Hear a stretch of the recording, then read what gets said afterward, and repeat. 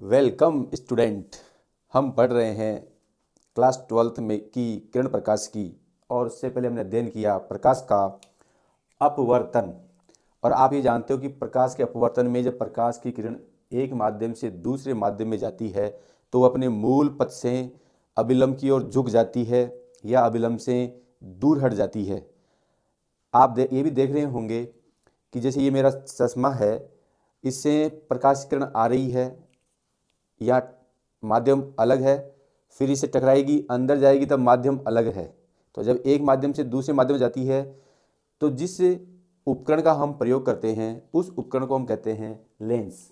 और इससे पहले वाली वीडियो में हमने देखा था कि जो प्रकाश का अपवर्तन है उसका उदाहरण एक लेंस होता है।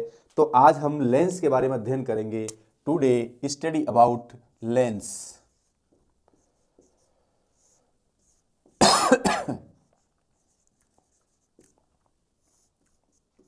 दो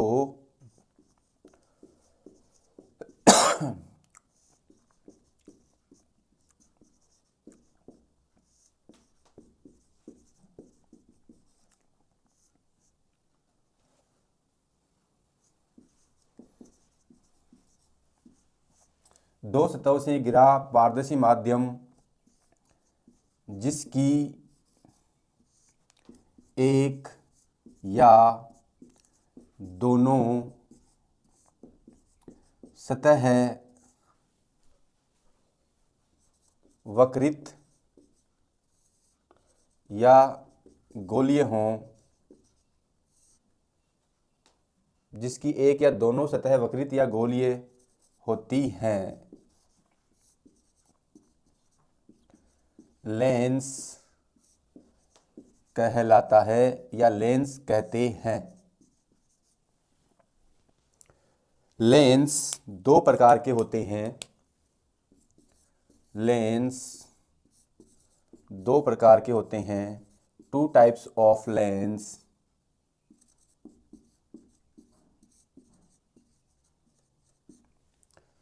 नंबर 1 उत्तल लेंस,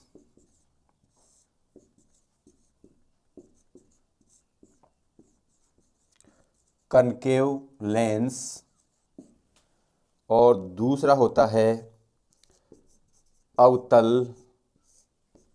लेंस, कॉन्वेक्स लेंस।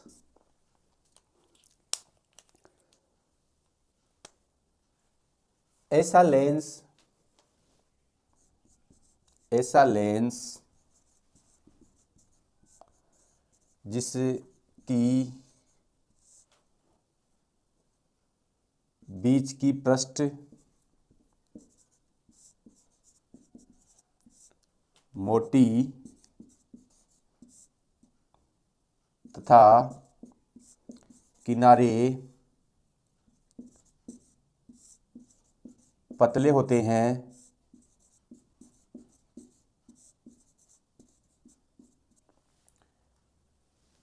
उसे उत्तल लेंस कहते हैं।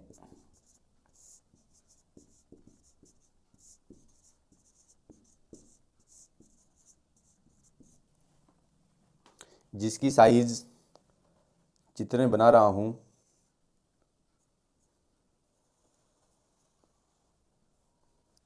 इस प्रकार होती है। देखो, ये बीच में से दोनों पृष्ठ मोटी हैं और इधर किनारा पतला है, नीचे किनारा पतला है। तो इस प्रकार का जो उपकरण होता है उसे हम उत्तल लेंस कहते हैं। यह जो बीच की पृष्ठ मोटी होती है और किनारों की पृष्ठ पतली होती है उसे उत्तल लेंस कहते हैं। अब यदि इसका मैं उल्टा लिख दूं, ऐसा लेंस जिसकी बीच की पृष्ठ पतली तथा किनारे मोटे होते हैं उसे अवतल लेंस कहते हैं।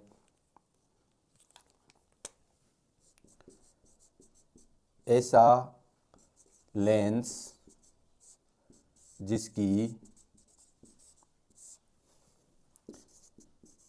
बीच की पृष्ठ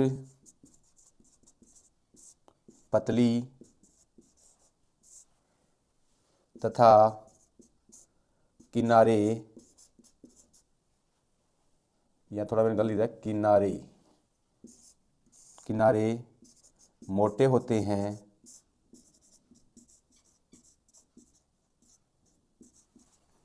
उसे अवतल लेंस कहते हैं।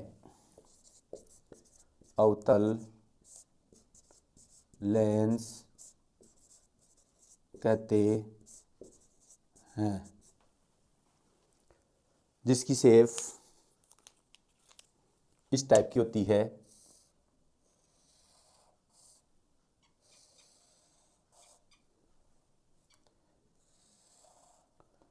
आप देख रहे होंगे ये जो किनारे हैं मोटे हैं, इधर भी मोटे हैं और बीच में ये पतले हैं। तो ये जो लेंस है यही आपका अवतल लेंस है। और ये वाला उत्तल लेंस है। अब आप इसका स्क्रीनशॉट ले सकते हैं। इसके बाद हम पढ़ेंगे लेंस की शब्दावली। मेरे अनुसार आपने स्क्रीनशॉट ले लिया होगा। अब हम पढ़ेंगे लेंस की शब्दावली।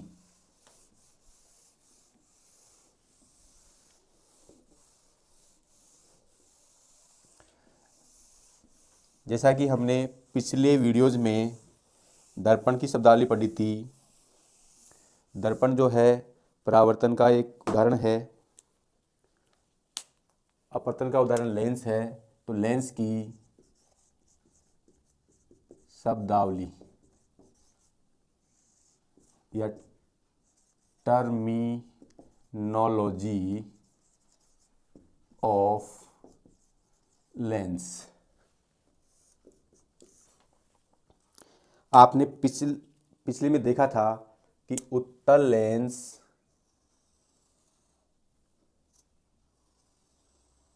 इस प्रकार का होता है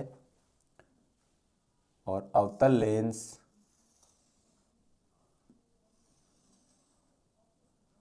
इस प्रकार का होता है।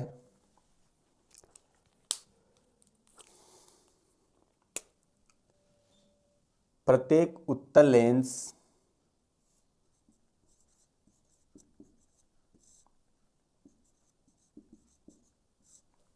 और प्रत्येक अवतल लेंस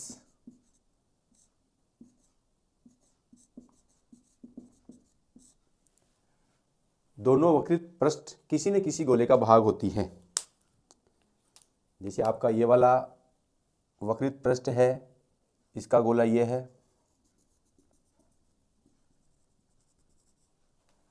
ये भी एक वक्रित पृष्ठ है, इसका गोला ये है।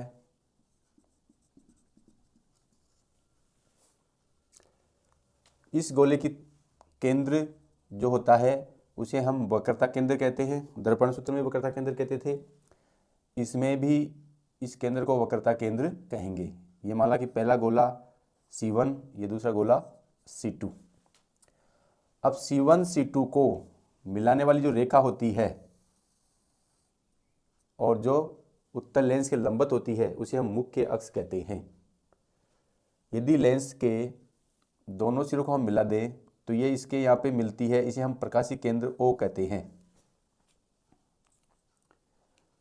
सेम अवतल दर्पण भी दोनों पृष्ठ किसी न किसी गोले का भाग होती हैं।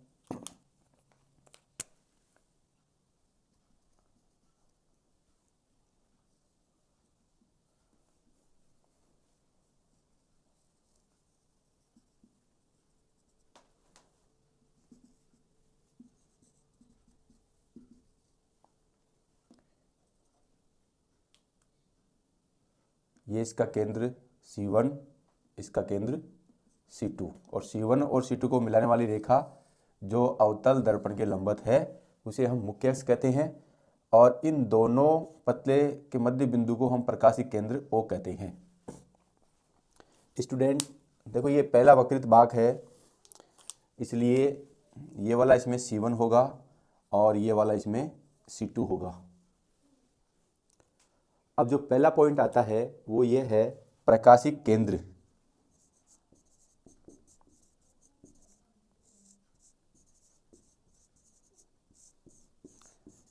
Optical centre. और ये ऑप्टिकल सेंटर उत्तल लेंस में ये है और अवतल लेंस में ये है।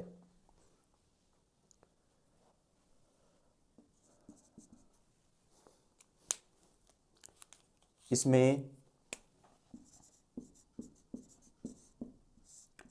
वो प्रकाशिक केंद्र है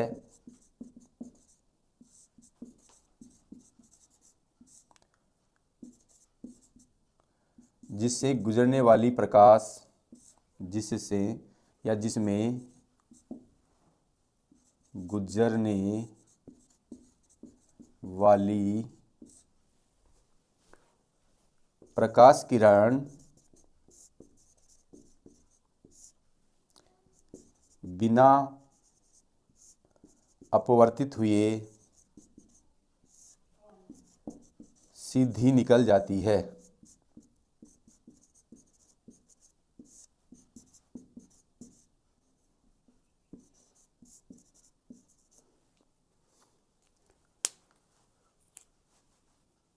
मान लो ये कोई प्रकाश किरण जा रही है, तो ये प्रकाश किरण जा रही है तो ये सीधी यूँ निकल जाएगी। इधर से जा रही है तो बिना अपवर्तित हुए सीधी निकल जाएगी। यदि इधर से आ रही है तो इस प्रकाश केंद्र में बिना अपवर्तित हुए सीधी निकल जाएगी। और सिमिलरली यहाँ पर भी ऐसे निकलेगी।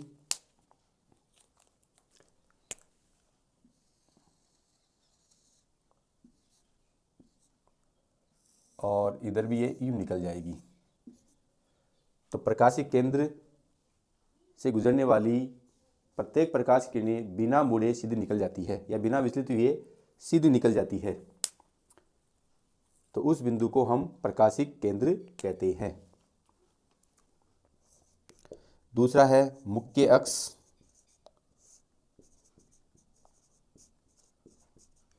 या जिसे अंग्रेजी में प्रिंसिपल एक्स भी बोलते हैं, प्रिंसिपल एक्सीज। चित्र में देखो C2O C1 उत्तल लेंस में और अवतल लेंस में C1O C2 मुख्य अक्ष हैं। C1O C2 मुख्य या C1O C2 से गुजरने वाली रेखा को मुख्य अक्ष कहते हैं। C1O C2 से गुजरने वाली रेखा को मुख्य अक्ष कहते हैं। उत्तल लेंस में C2O C1 मुख्य अक्ष है और अवतल लेंस में C1O C2 मुख्य अक्ष है।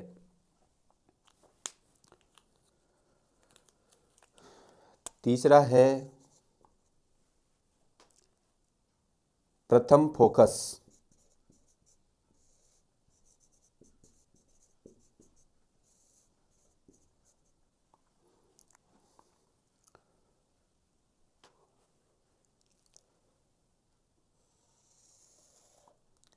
ये आपका कोई गोलीय अपवर्तक पृष्ठ है।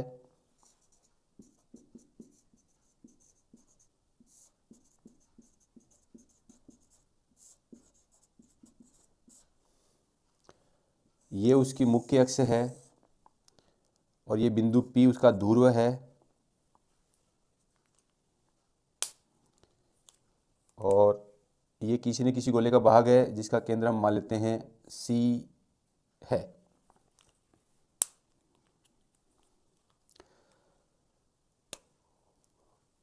और इसका इधर वाला फोकस F1 है। अब इस फोकस से जो प्रकाश की किरणें जाएंगी वो अपवर्तित होने के बाद समांतर हो जाती हैं। इस फोकस से जो भी किरणें जाएंगी वो अपवर्तित होने के बाद में मुख्य अक्ष के समांतर हो जाती हैं। इस फोकस से जो भी किरणें जाएंगी अपवर्तित होने के बाद में मुख्य अक्ष के समांतर हो जाती हैं। इस फोकस से जो किरणें जाएंगी अपवर्तित होने के बाद में मुख्य अक्ष के समांतर हो जाएंगी। अर्थात प्रथम फोकस मुख्य अक्ष पर स्थित वह बिंदु है, परिभाषा हो जाएगी प्रथम फोकस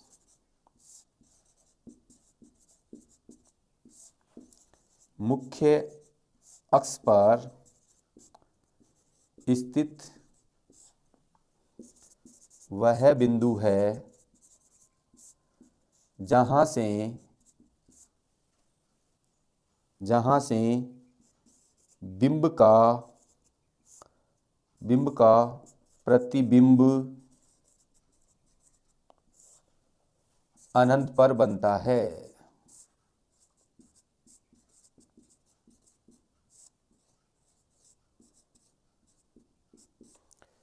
प्रथम फोकस मुख्य अक्ष पर स्थित, ये मुख्य अक्ष पर वह बिंदु है जहाँ बिंब का प्रतिबिंब अनंत पर बनता है। ये बिंदु ही बिंब है और ये समांतर जाके प्रतिबिंब बनाएंगी जो कि अनंत में बनेगा, तो इसे हम प्रथम फोकस कहेंगे।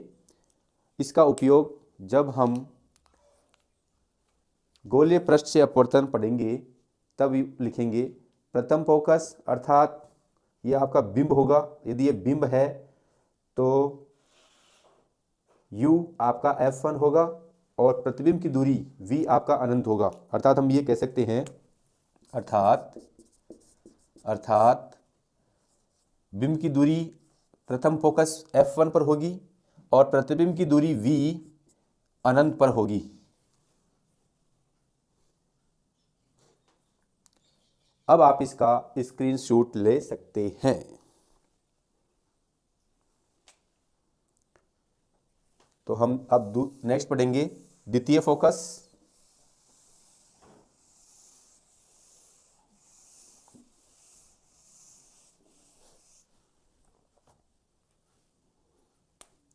फोर्थ नंबर,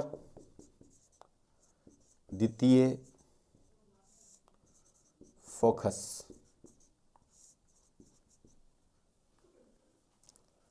ये आपका गोलीय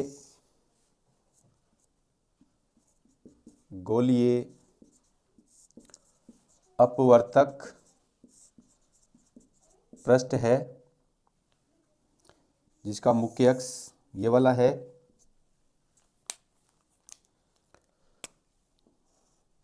ये बिंदु P है।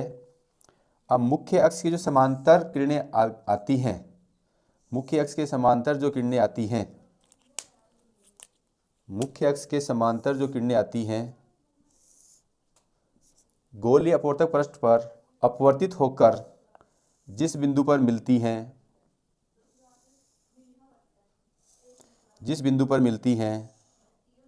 उस बिंदु को द्वितीय फोकस F2 कहते हैं।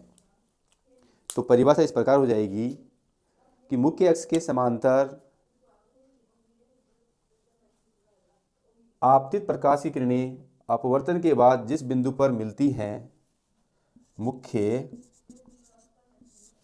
मुख्य अक्ष के समांतर आने वाली, या मुख्य अक्ष के समांतर आपतित लिख देते हैं, आपतित प्रकाश किरण अपवर्तित होकर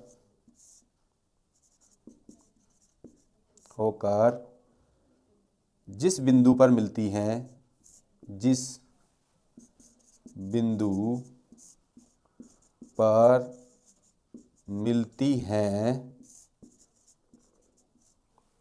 उसे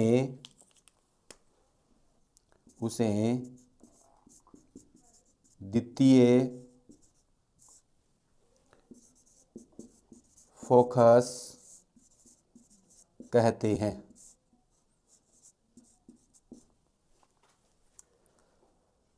इसके बाद में द्वारक क्या होता है, वक्रता त्रिज्या क्या होती है, वक्रता केंद्र क्या होता है, ये हम दर्पण में पढ़ चुके हैं और शुरुआत में मैंने ये चीज़ें आपको यहाँ भी स्पष्ट कर दी हैं। तो ये है आपकी लेंस की शब्दावलियाँ। अब इसके बाद में नेक्स्ट आता है चिन्ह परिपाटी। अब आप इसका स्क्रीनशॉट ले सकते हैं। यदि कोई समस्या आए आप तो पॉज करके इसके रिवर्स भी देख सकते हैं।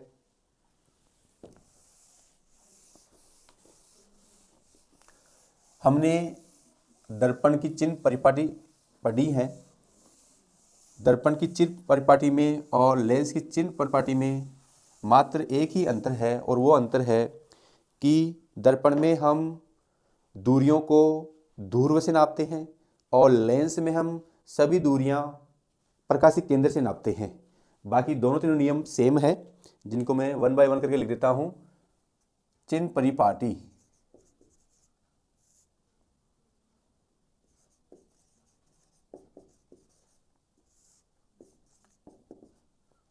साइन कन्वेक्शन,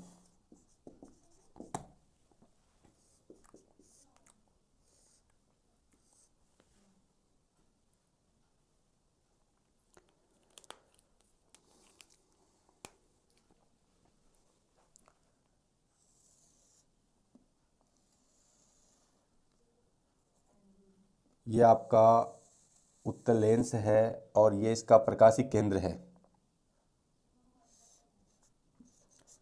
प्रकाशिक केंद्र, और इधर ये आपका अवतल लेंस है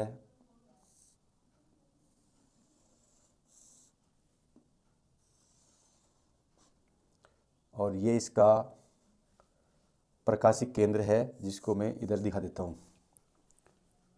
और ये इसकी मुख्य अक्ष होगी। प्रकाशिक केंद्र को हम ओ से दिखाते हैं। ओ से क्यों दिखाते हैं? इसका अंग्रेजी नाम ऑप्टिकल सेंटर है, इसलिए ओ से दिखाते हैं इसको। हमने पहले भी देखा था कि जहाँ तक संभव हो प्रकाश की किरण को बाईं से दाईं ओर भेजना चाहिए। अब हम यहाँ इस प्रकार सभी दूरियां प्रकाशिक केंद्र से नापी जाती हैं। तो पहला चिन्ह परिपाटी का नियम यही हो जाएगा कि सभी दूरियां प्रकाशिक केंद्र से नापी जाती हैं।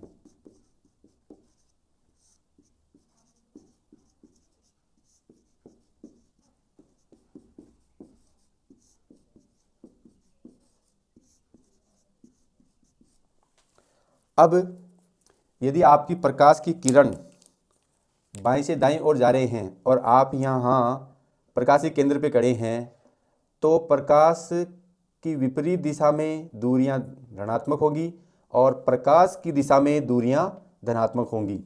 इधर से प्रकाश आ रहा है और हम इसके विपरीत जा रहे हैं तो ये दूरियां ऋणात्मक होगी, और जिधर प्रकाश आ रहा है उधर ही हम जाएंगे तो दूरियां धनात्मक होंगी। तो नियम नंबर 2 हो जाएगा, प्रकाश किरण की दिशा में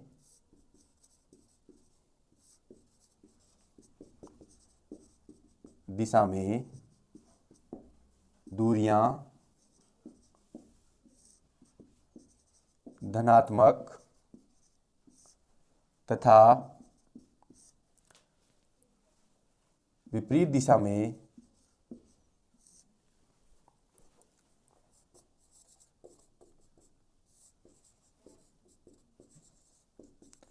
दूरियां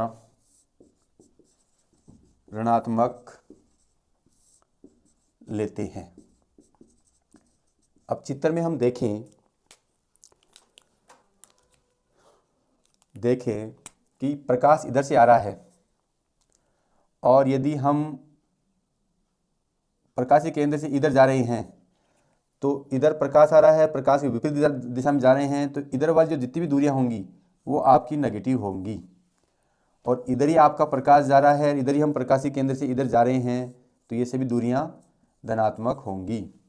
सिमिलरली ऐसा ही आपके अवतल दर्पण में होगा, ये दूरियां ऋणात्मक होंगी, यहाँ से दूरियां धनात्मक होंगी।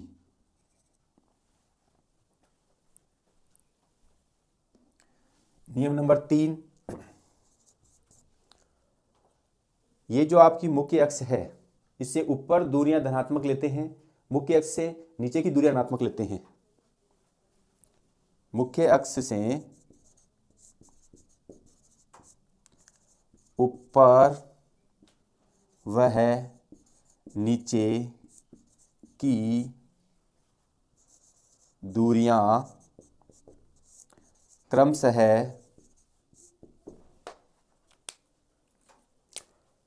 धनात्मक और ऋणात्मक लेते हैं। यदि हम चौथा नियम लिखना चाहें तो ये लिख सकते हैं जहाँ तक संभव हो प्रकाश किरण बाएं से दाईं ओर भेजना चाहिए। ये नियम नंबर 4 हो सकता है, परंतु हम इसमें खिचड़ी नहीं बनाएंगे, मोटी मोटी बातें याद रखेंगे ताकि हम ज़्यादा कंफ्यूज नहीं हो। इसके बाद में आप इसका स्क्रीनशॉट ले सकते हैं। फिर हम पढ़ेंगे लेंस समता। आपने स्क्रीनशॉट ले लिया होगा, नहीं तो आप पॉज करके पुनः ले लीजिए।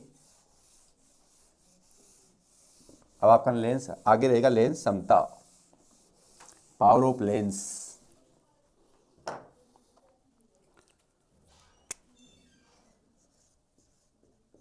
लेंस समता अंग्रेजी में कहते हैं पावर ऑफ लेंस।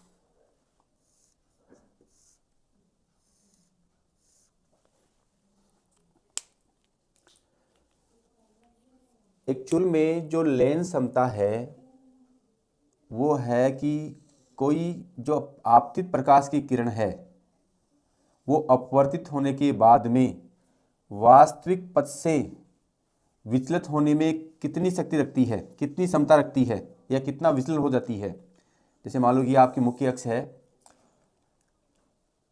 यहाँ से कोई प्रकाश की किरण आई या प्रकाश किरण आपतित होती है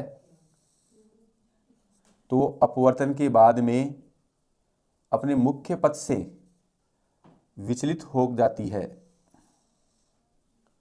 और ये मुख्य पथ से कितनी विचलन होता है उसे हम विचलन कोण कहते हैं। और ये विचलन कोण जितना विचलित कर पाता है वो क्षमता ही लेंस की क्षमता होती है। ऐसे ही हम चाहें तो अवतल, ये हमने देखा उत्तल दर्पण, उत्तल लेंस में यदि मैं इसको यहाँ लंब डाल दूँ तो ये आपका एक त्रिभुज बन जाएगा। यदि ये डेल्टा है तो ये भी आपका डेल्टा होगा। तो इस केस में टेन डेल्टा या आ जाएगा ये लंब बटा आधार। और हम जानते हैं कि मुख्य अक्ष के समांतर आने वाले प्रकाश किरण फोकस से जाती है तो ये आपका फोकस दूरी f आ जाएगी। और मान लें कि ये दूरी 1 है तो ये आपका 1 आ जाएगा। अर्थात हम कह सकते हैं कि फोकस दूरी या फोकल लेंथ का जो व्युत्क्रम होता है वही लेंस क्षमता होता है। इस चीज़ को मैं आपको उत्तल दर्पण में भी दिखा देता हूँ। यह आपका मान लो अवतल दर्पण है, ये मुख्य अक्ष के समांतर कोई किरण आई, यह आपका मुख्य अक्ष है और इसके समांतर कोई किरण आएगी, वो इसके फोकस को टारगेट करती हुई अपवर्तित हो जाती है। जबकि इसका वास्तविक पथ ये था, ये हुआ इसका विचलन डेल्टा। ये डेल्टा है, ये भी डेल्टा होगा तो ये भी डेल्टा होगा। ये थोड़ा सा इसको हम करेक्शन कर लेते हैं क्योंकि ये यहाँ से परावर्तित होगी, इस टाइप में जाएगी। और ये इसका मूल पथ ये डेल्टा है,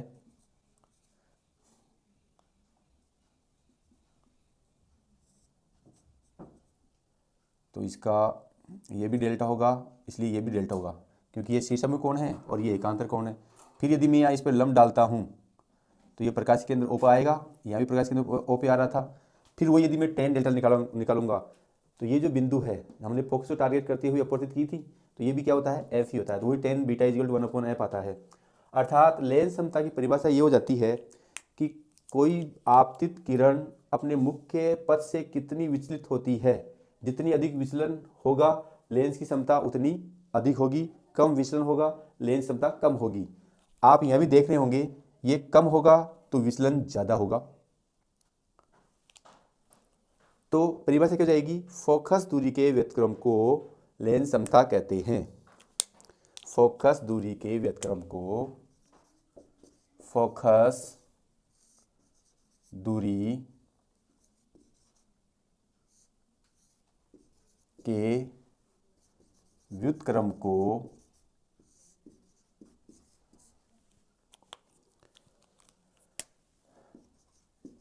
लेंस समता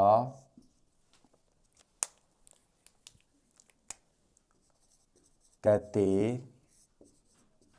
हैं। इसे P से प्रदर्शित करते हैं।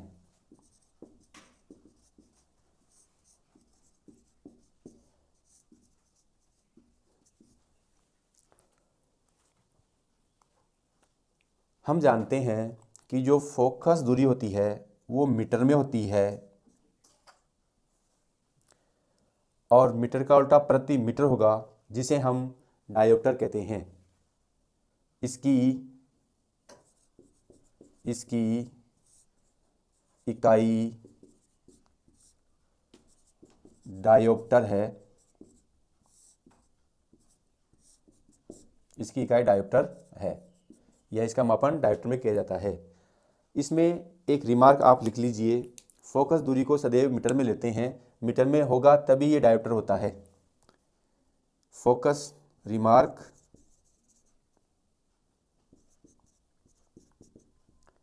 ऐप को सदैव मीटर में लेने पर ही लेंस की समता का मात्रक डायोप्टर होता है।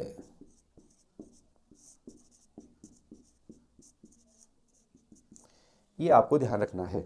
अब आप इसका स्क्रीनशॉट ले सकते हैं। मेरी वीडियो को लाइक, कमेंट और शेयर करना नहीं भूलें। धन्यवाद।